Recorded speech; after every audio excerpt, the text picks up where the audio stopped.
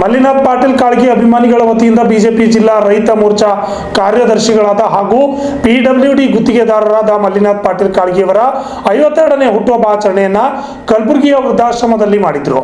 ಅಭಿಮಾನಿಗಳ ಬಳಗದ ವತಿಯಿಂದ ಕೇಕ್ ಕತ್ತರಿಸುವ ಮುಖಾಂತರವಾಗಿ ಹುಟ್ಟುಹಬ್ಬವನ್ನ ಸಂಭ್ರಮದಿಂದ ಆಚರಣೆ ಮಾಡಲಾಯಿತು.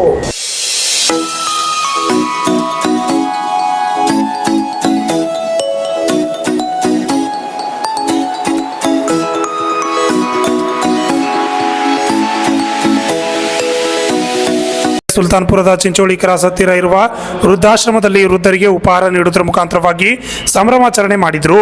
ಈ ಸಂದರ್ಭದಲ್ಲಿ ಕೇಕ್ ಅನ್ನು ಕೂಡ ಕತ್ತರಿಸಲಾಯಿತು.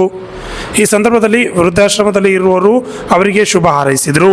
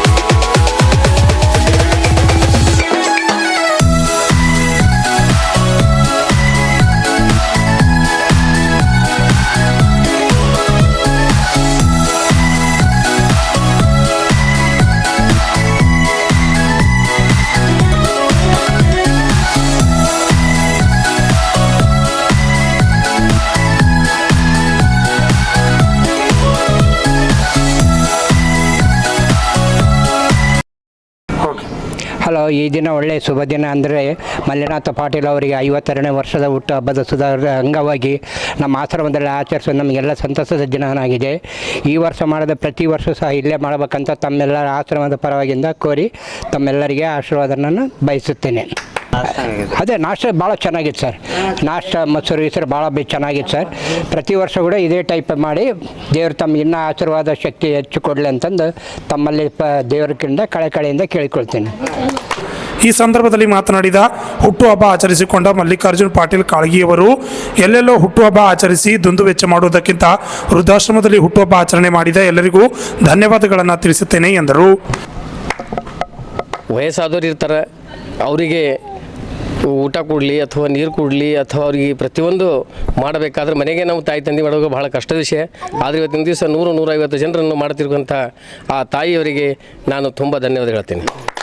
ಅದೇ ರೀತಿಯಾಗಿ ನನ್ನನ್ನು ಇವತ್ತಿನ ದಿವಸ ನನ್ನ ಈ ಆತ್ಮೀಯ ಗೆಳೆಯರ ಬಳಗ ವತಿಯಿಂದ ಮಾಡಿದ್ದಕ್ಕಾಗಿ ನಾಗೇಶ್ ಗಂಟೆ ಆಗಿರ್ಬೋದು, ಸಂತೋಷ್ ಆಗಿರ್ಬೋದು, ಮತ್ತು ಚಂದ್ರಕಾಂತ್ ಸುಂಟಣ ಮತ್ತು ಗುರು ಅವರು ಇವರೆಲ್ಲರೂ ಕೂಡಿ ಇವತ್ತಿನ ಈ ಆಶ್ರಮದಲ್ಲಿ ಇಟ್ಕೊಂಡಿದ್ದಕ್ಕಾಗಿ ಅವರಿಗೂ ಕೂಡ ನಾನು ಅಭಿನಂದನೆಗಳು ಕೂಡ ಸಲ್ಲಿಸ್ತೇನೆ.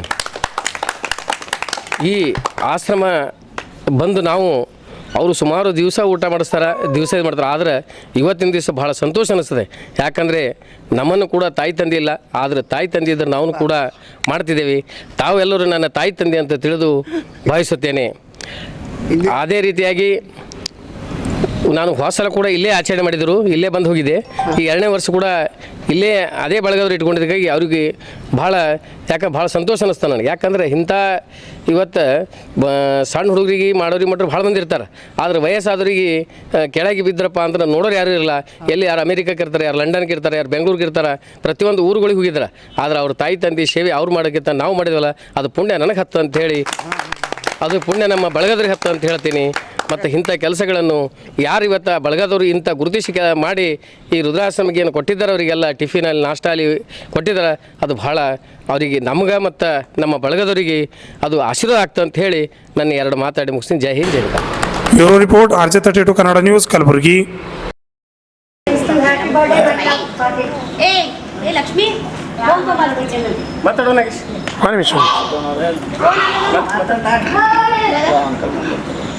ಯಾರು ಅವರು ಮಾತಾಡ್ತಿ ಚಂದ್ರಕಾಂತ್